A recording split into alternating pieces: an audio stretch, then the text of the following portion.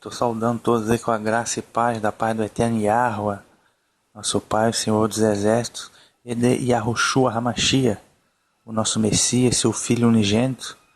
A gente está com um quadro aqui chamado Redescobrindo o Apocalipse. Vai ser o quadro Redescobrindo o Apocalipse. A gente está com uma jornada aqui, capítulo a capítulo, do livro do Apocalipse, rumo ao capítulo 22. Okay? Estamos adentrando nesse momento ao capítulo 10 do Apocalipse.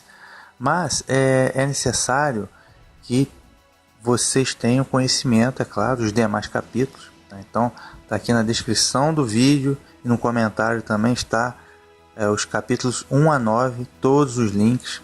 Além disso, é fundamental que você tenha o conhecimento acerca da verdade sobre o arrebatamento, que é a playlist, está aqui na descrição também.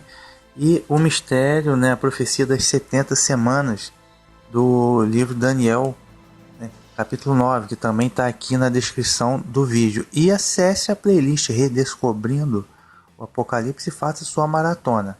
Okay? Então são conhecimentos fundamentais para podermos chegar aqui no capítulo 10 e termos um entendimento correto dessa profecia. Okay? Então, Redescobrindo o Apocalipse, capítulo 10, esse é o episódio A Reforma. Esse é o episódio A Reforma. Bem, antes de começar o capítulo 10, é necessário que tenhamos uma pequena aula de história. Uma aula de história. Que viu lá no capítulo 8 e 9, o mistério das 7 trombetas do Apocalipse. Sendo que 6 dessas trombetas já foram tocadas.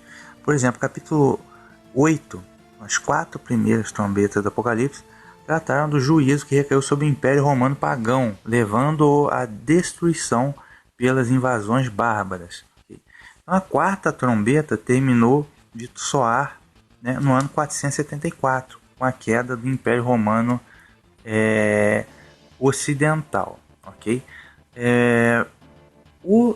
A trombeta 5 e 6, respectivamente, na trombeta número 5, surgiu o islamismo e as tribos maometanas para guerrear com a Europa contra o Império Romano, aquela coisa das cruzadas, o Império Bizantino, e conquistaram várias partes do mundo.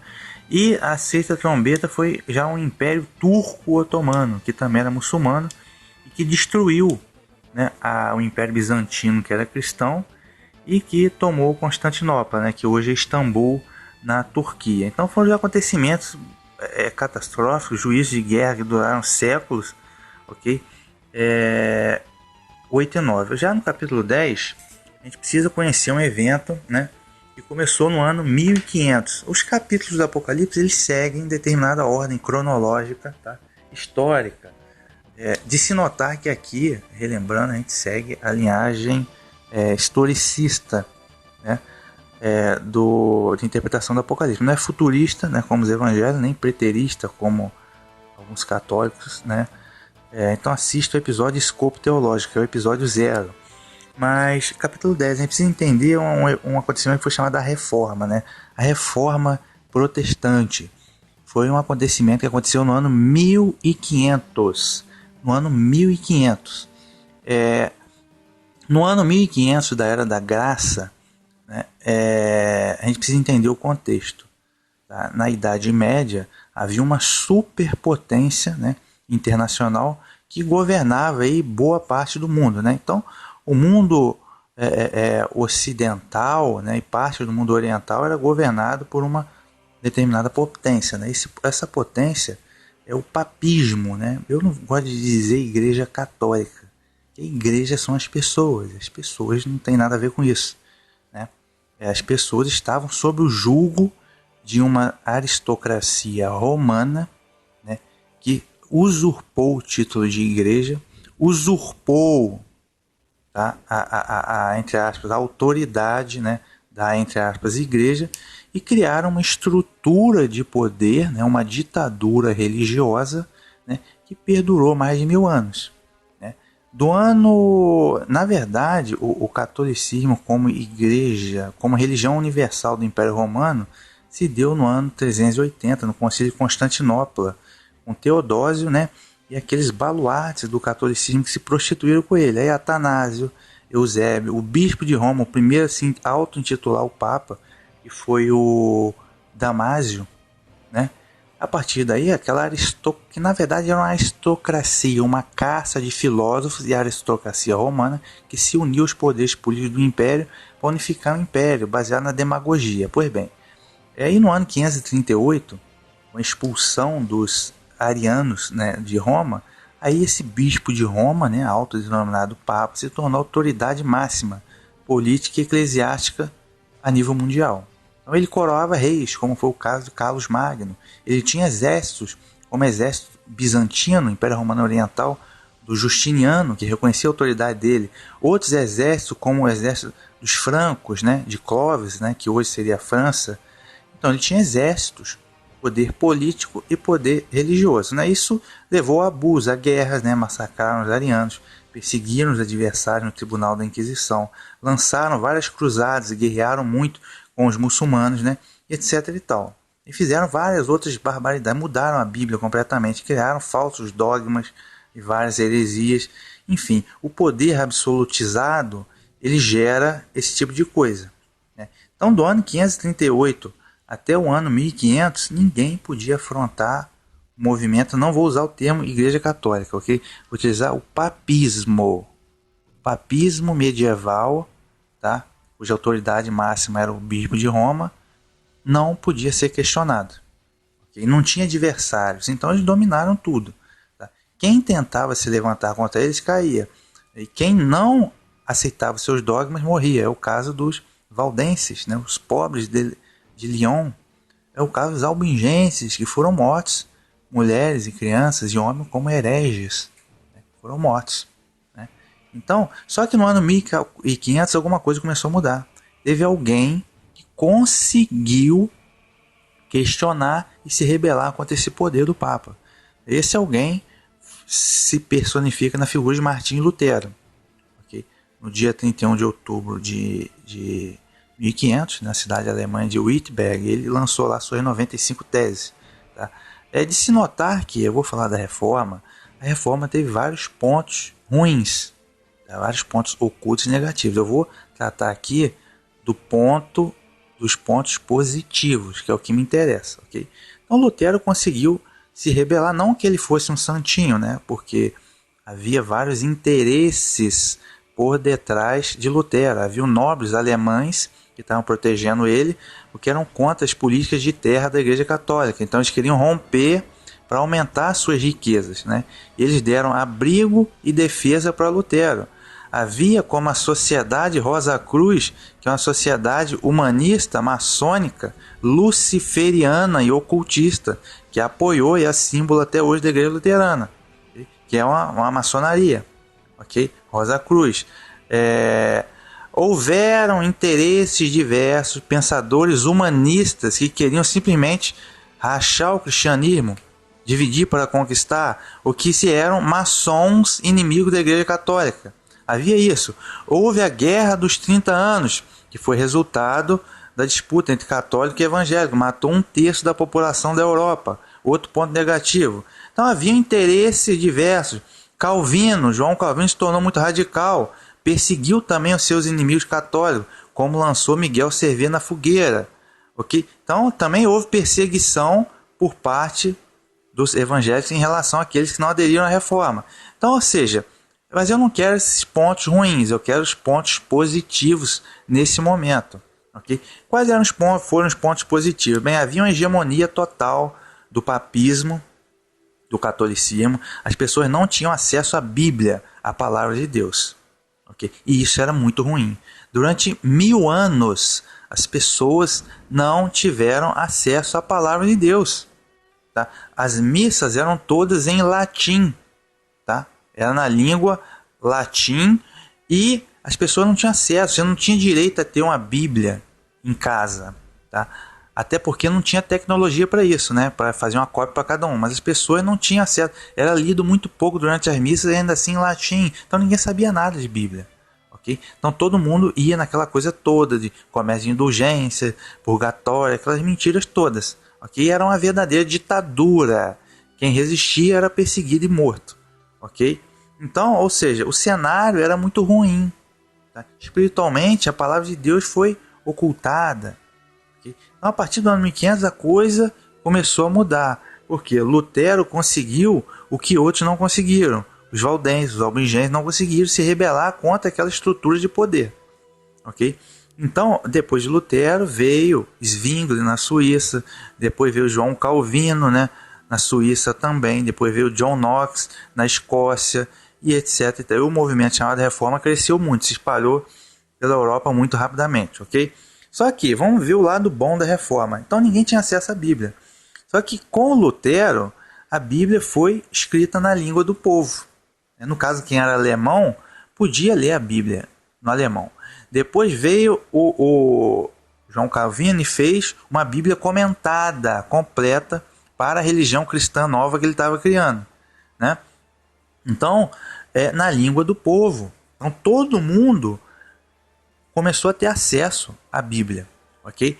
E é claro que a tecnologia ajudou. A invenção da imprensa de Gutenberg, a Bíblia podia ser impressa em escala industrial. Então, cada um podia ter a sua Bíblia na sua língua. E os cultos, ou missa, sei lá, começaram a ser feitos na língua do povo. Então, todo mundo tinha lá o culto na sua língua, do seu povo, e a Bíblia comentada, cada um tinha a sua cópia na sua língua. Ou seja, as pessoas começaram a ter acesso a palavra de Deus. Lógico. Muita tradução original já tinha sido perdida. A Reforma terminou de tirar o nome do Eterno da Bíblia e começou a adotar o nome Senhor. A Igreja Católica ficou com a Bíblia mais de 1000 anos. Muitas passagens foram adulteradas, estão adulteradas até hoje. Okay? Disso tudo a gente sabe. Mas vejam que foi uma revolução. Né? A pessoa não tinha nada, não entendia nada. A missa era em latim, agora começou a todo mundo ter uma cópia, um exemplar da Bíblia e tudo na língua própria da pessoa. Foi uma revolução. As pessoas tiveram acesso às escrituras a partir desse momento. Ok? Depois da Reforma, mais séculos depois, foi a vez de um cidadão, ainda surfando nessa onda aí da Reforma, né, um cidadão chamado John Wesley e seu irmão Charles Wesley, que conseguiram fazer o movimento chamado Despertar aí, bombou agora as igrejas cristãs nos Estados Unidos da América. A igreja tornou-se separada do Estado e foi feita liberdade religiosa. Ok? Então, ou seja, dessa vez na América do Norte, nos Estados Unidos da América, John Wesley, Charles Wesley, né, o metodismo e George Whitefield, então a coisa, e a partir daí a coisa ganhou o mundo, né? O mundo, boa parte da África hoje aderiu também ao cristianismo protestante, confins lá da Ásia, Coreia do Sul, a coisa foi ganhando, foi expandindo. Okay? Então as pessoas tiveram o lado bom da Reforma Protestante, que as pessoas começaram a ter acesso à palavra de Deus, que é a Bíblia. Muita coisa ainda precisa ser consertada do ponto de vista técnico, espiritual, por exemplo, largar a trindade, largar a imortalidade da alma, mas naquele momento foi uma grande revolução. Okay? Então vejam o lado positivo. E esse movimento, é claro, foi algo que veio, foi permissivo e algo que veio do céu, okay? Algo que veio do eterno. Tá? É o que a gente vai ver agora no capítulo 10, ok? Entendendo um pouco o que foi a reforma e o despertar, ok? A importância que teve. Então vamos lá. Apocalipse capítulo 10, né? Verso 1 diz assim, ó, depois disso vi outro anjo. Depois disso vi outro anjo. Lógico, anjo do grego aqui, angelos, significa o quê? Mensageiro. O anjo é um mensageiro, não necessariamente um ser celestial, né? Daquele que tem asas e tal, um anjo, né? Mas pode ser um ser humano, uma pessoa, um grupo de pessoas ou um movimento, tá? De pessoas, ok? Mas o caráter é mensageiro, okay? Que vem trazer uma mensagem do Eterno, do Criador dos céus e da terra e ou do Messias, seu filho, ok? Um anjo. Era forte e vinha descendo do céu. Então, ou seja, o anjo forte indica uma grande intervenção, um grande acontecimento, ok? E vinha descendo do céu, ou seja, a origem desse acontecimento, desse evento, vem do céu, né? Ou seja, é coisa do Eterno, tá? É coisa do Criador. Pois bem, sua roupa era uma nuvem e sobre a sua cabeça estava um arco-íris. Seu rosto era como... sua roupa era uma nuvem, sobre sua cabeça estava um arco-íris. Então, para a gente entender um pouco melhor a identidade desse anjo, a sua roupa era uma nuvem. Aí lá no capítulo 14 do Apocalipse é apresentado o Messias, né? Yahushua, né? Que vocês chamam Cristo, vestido com uma nuvem também, que diz assim, Apocalipse 14, 14. Depois disso olhei e havia uma nuvem branca, e sobre a nuvem alguém estava sentado, parecia um filho do homem, né? Tinha uma coroa de ouro, parecia um filho do homem, é o Messias, né? No caso ele estava sentado sobre a nuvem. O anjo aqui do capítulo 10 estava vestido com a nuvem, né? Significa que a procedência dele é uma procedência, a procedência desse acontecimento é algo que vem do alto, tá? É algo que vem do céu. E a sua cabeça estava um arco-íris. O arco-íris é sinal da misericórdia, né? A aliança, a promessa que Deus fez de que depois do dilúvio, que nunca mais iria destruir as vidas da terra com água. E aí ele lançou o arco celeste, que a gente conhece como arco-íris, né? Dessa promessa que ele fez. Então, esse arco-íris significa misericórdia. Esse grande acontecimento do capítulo 10 é fruto da misericórdia do Eterno. Tá? Por quê? Porque ninguém aguentava mais. As pessoas eram oprimidas por uma ditadura, um sistema de poder brutal, né? Inquisitorial, e que ninguém tinha acesso à palavra de Deus, ninguém tinha acesso à verdade. A verdade foi ocultada, ok? Então, o Eterno determinou que isso acabasse, ok? E lançou esse evento do capítulo 10, ok? Que no caso culminou na reforma. Vamos lá. O rosto era como o sol, e as pernas pareciam coluna de fogo. Tá? O rosto era como o sol e as pernas pareciam como coluna de fogo. Essas são algumas características do Messias, né? De Cristo, que a gente vai ver lá no Apocalipse 2, verso 18. Apocalipse 2, 18, no Messias, né? Ele fala para a igreja de Tiatira. Assim diz o Filho de Deus, que tem os olhos como chama de fogo e os pés como bronze. Os pés como bronze, ou como significa firmeza, tá? E os olhos como chama de fogo, que ele tem a ciência de Deus para saber das coisas, ok? Para saber das coisas.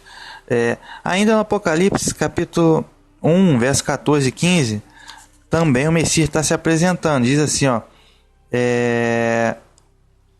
Diz assim, ele tinha cabelos brancos como a lã, como a neve, e os olhos pareciam a chama de fogo, e os pés eram como bronze no forno, cor de brasa. Significa firmeza, tá? Firmeza do Messias, ok? Então veja que esse anjo tem a ver com o Messias. E o fato do rosto dele estar parecendo o sol, né, nos lembra lá Mateus 17, verso 2... Mateus 17, verso 2, a passagem da transfiguração no monte. Diz assim, ó: E transfigurou-se diante deles, e o seu rosto resplandeceu como o sol, e os seus vestidos se tornaram brancos como a luz. E o seu rosto resplandeceu como o sol. O rosto de quem? O rosto do Messias. Essa é a passagem da transfiguração. Então, esse anjo aqui do capítulo 10, ele tem os pés como bronze, né?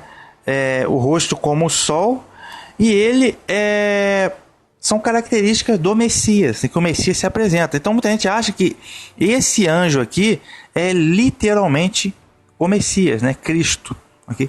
Mas não necessariamente, porque o anjo é o que? Mensageiro.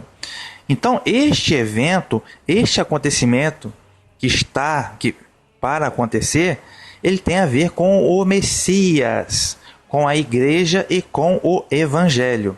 Tá? Então esse acontecimento é de interesse do Messias, okay? É de comando do Messias, a quem o Pai entregou todas as coisas, okay? Não quer dizer que o anjo seja literalmente o Messias, não, o anjo é mensageiro do Messias, okay? Que é diferente, que é um evento que vai acontecer, tem a ver com o Messias, tá? Ainda nesse ponto aí de que ele estava vestido com as nuvens, a gente pode lembrar lá de Daniel, né? Capítulo 7, verso 13. Daniel 7, verso 13, que apresenta o Messias aqui também. Diz assim, ó, eu estava olhando nas minhas visões da noite e eis que vinha nas nuvens do céu como um filho do homem. E dirigiu-se ao ancião de dias, o Pai, e fizeram chegar-se a ele. No caso, o filho do homem era o Messias, ok? Que chegou-se ao ancião de dias, que era o Pai que estava sobre o trono. E vinha nas nuvens do céu como um filho do homem, o Messias, né? Vocês chamam a Cristo. Então, vir com as nuvens tem tudo a ver com o Messias. Então, se esse anjo veio vestido com as nuvens, é que ele vem, é um anjo mensageiro do Messias, ok? Verso 2 diz assim, ó, ele segurava na mão um livrinho aberto. Ele segurava na mão um livrinho aberto. Que livrinho aberto é esse? Ora, é o Evangelho. O Evangelho ou a Bíblia como um todo, tá? Por que esse livro está aberto? Tá? Veja, esse livro não está fechado, esse livro não está selado, como o livro do capítulo 5 e 6, né? Que o Cordeiro recebeu o livro selado e ele vai desatando os livros. E a história vai se desenrolando. Okay? Esse livro aqui do capítulo 10, esse livrinho, tá? Que eu disse que é o Evangelho, ele está aberto porque ele não está selado, ele está aberto, está pronto para ser lido. Isto é, para que essa mensagem chegue a todas as pessoas. Tá? Então esse livrinho aqui é aberto, é o Evangelho, tem tudo a ver com o Messias, né? Que o anjo tem as características do Messias, é o Evangelho da salvação do Messias. É esse livrinho. Então, com a reforma protestante, as pessoas passaram a ter cada um a sua cópia da Bíblia, para ler a Bíblia. Entende por que o livrinho está aberto? Aberto é para ser lido. Ele não está selado. Tá? Ele não está selado para ser cumprido futuramente, aberto futuramente. Não, ele está aberto porque agora é o momento de ler esse livrinho, que é o Evangelho do Messias da salvação. Okay? É isso que significa. Então, a partir desse momento, deste evento que esse anjo figura, as pessoas começaram a ter acesso à Bíblia e puderam ler, ok? Reforma protestante, a imprensa de Gutenberg, cada um com a sua cópia particular da Bíblia, ok? É isso que significa, tá? O livrinho aberto, tá? E ele colocou o pé direito no mar e o esquerdo na terra, tá? O anjo colocou o pé direito sobre o mar e o esquerdo na terra. Na Bíblia, o mar simboliza sempre as nações, os gentios, e a terra simboliza sempre a casa de Israel. Então, se ele colocou um pé na terra e o outro no mar, significa que esse evento em questão tem interesse mundial, tá? Tem interesse ali universal. Tá? Tem a ver com o reino de Deus como um todo, tanto o povo gentílico como a casa de Israel, ok? A gente vai entender isso daí a pouco, porque nesse momento a hegemonia de Roma foi quebrada, as coisas começaram a mudar, tá? Com a reforma, e ainda estão mudando, estamos encaminhando para a restauração plena das coisas, ok? A gente vai entender isso daí a pouco. E verso 3, e soltou um forte grito, como leão quando ruge. Tá? E soltou um forte grito, como leão como ruge. Quando se fala em leão, a gente lembra-se do leão da tribo de Judá. Tá? Quem é o leão da tribo de Judá? O Messias, que vocês chamam Cristo, Yahushua, leão da tribo de Judá, tá? Rei de Israel. Mas é interessante a gente entender isso também. Então, quando fala leão, a gente lembra do Messias, tá? Agora vamos dar uma olhadinha no profeta Amós também.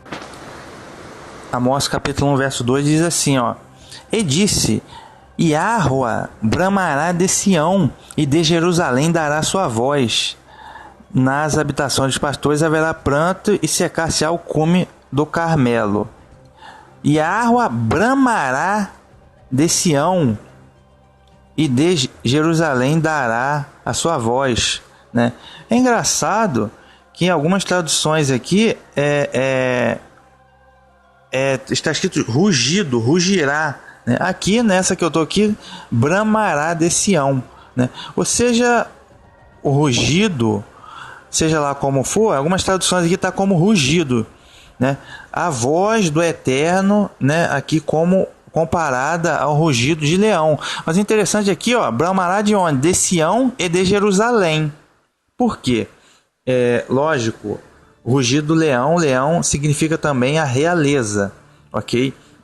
Então, a partir desse momento, tá? A partir da Reforma Protestante, a hegemonia de Roma foi quebrada.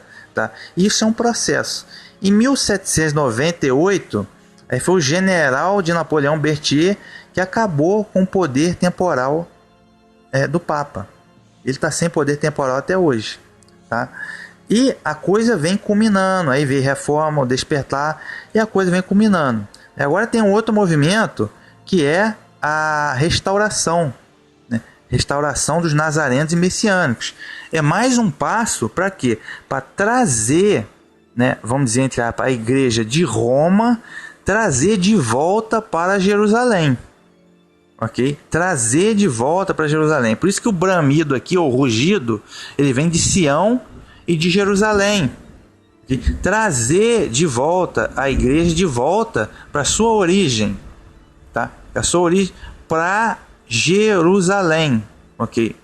Tá? Que o Messias, quer você queira ou não, ele é judeu, leão da tribo de Judá, rei de Israel, ok? Então é um processo de restauração, não é questão de local físico, não estou falando de local físico, mas estou falando de uma restauração para o evangelho original dos nazarenos, do Messias, lá original mesmo, ok?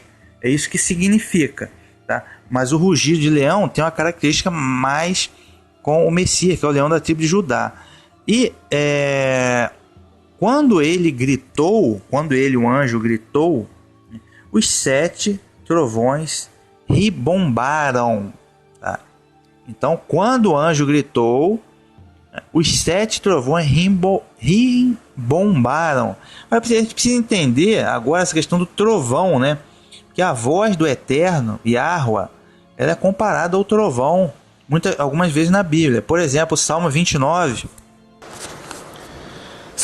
verso 3 diz assim: a voz de Yahweh ouve-se sobre as águas, o Deus da glória troveja, e Yahweh está sobre muitas águas. Então, quando diz aqui o Deus da glória troveja, e nos versos seguintes ele fala sempre: a voz de Yahweh é poderosa, a voz de Yahweh quebra os cedros, a voz de Yahweh separa as labaredas de fogo, a voz de Yahweh faz tremer o deserto, a voz de Yahweh faz partir as servas.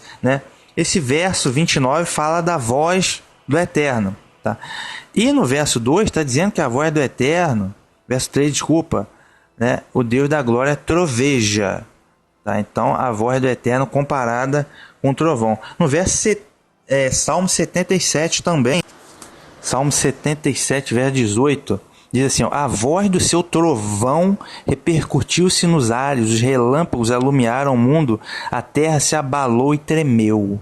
A voz do seu trovão repercutiu-se nos ares, fazendo meio que uma analogia também a voz do Eterno em relação ao trovão. Em Jó 37, verso 5, diz assim: com a sua voz troveja Deus maravilhosamente, faz grandes coisas que nós não compreendemos.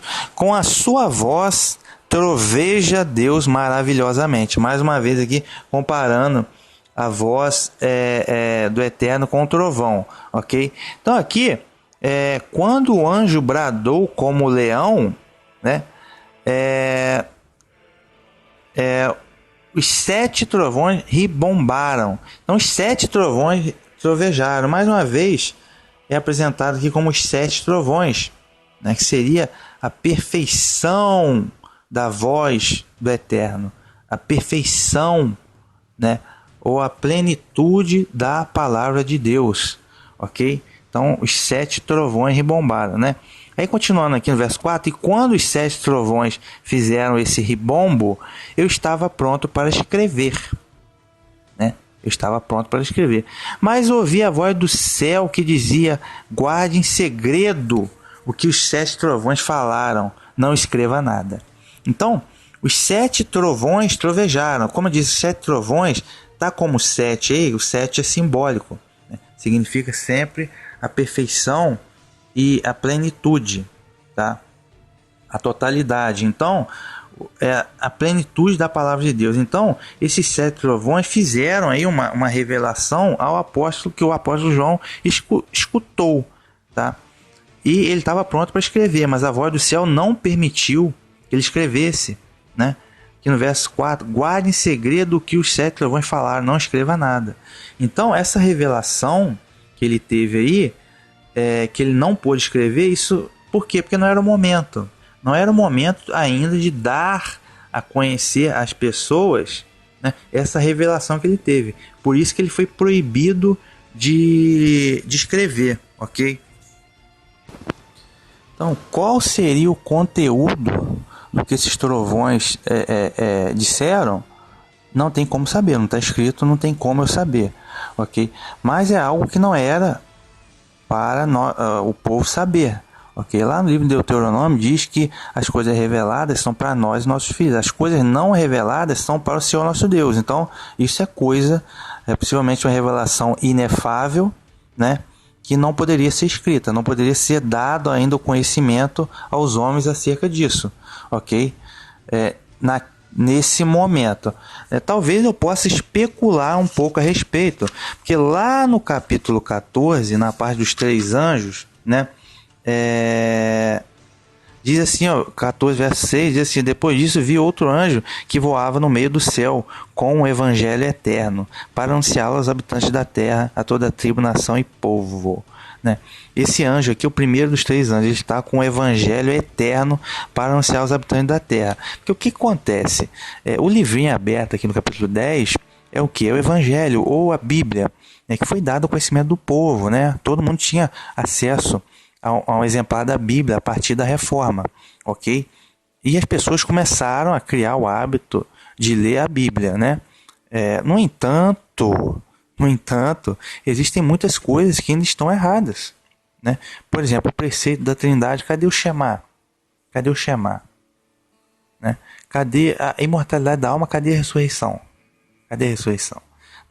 Preceitos filosóficos que são ensinados ainda hoje no cristianismo, como se fosse doutrina de Deus. Aí as filosofias dos baluartes mesmo, Tertuliano, baluarte de filosofia Tertuliano, coisa de Marcião, tá? Coisa de Atanásio, Eusébio, Agostinho, tudo isso eles consideram como se fosse Bíblia, mas não é. São preceitos de homens filosóficos que são ensinados até hoje ainda. Então isso não é o evangelho eterno, ok? Isso não é o evangelho eterno. E